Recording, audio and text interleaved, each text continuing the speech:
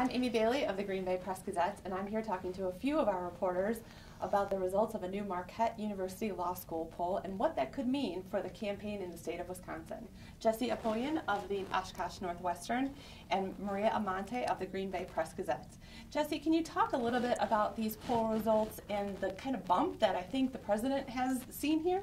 Sure. After the first debate, Obama didn't perform as well as people expected him to. He was asleep at the podium, they said, and Mitt Romney saw a pretty sizable jump in the polls, and we weren't sure if Obama was going to be able to make up that ground. After the second and third debates, the president finally was able to do that, it seems, especially after the third debate, which was the foreign policy debate. When we look a little closer at some of the questions that the poll respondents were asked, foreign policy is where the president seemed to perform particularly well.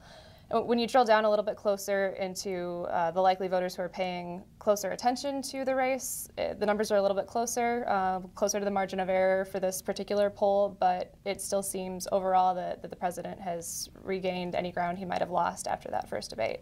Is there any bright side to this poll for the Romney folks at all, Maria? The Marquette poll specifically, probably not. Obama has a significant lead, well beyond the margin of error. Other polls do show them a little bit closer with a statistical tie in most of them. The Romney team is not declaring a loss yet in Wisconsin. The governor is going to be in Milwaukee on Friday. Speaking of visits, we have seen our fair share of campaign visits in recent weeks, and it doesn't look like that's going to be stopping anytime soon. What kind of bump could they expect in the last few days of a campaign?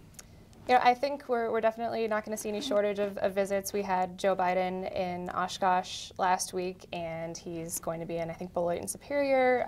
Paul Ryan's been around. The president and the governor will be in the state by the end of the week.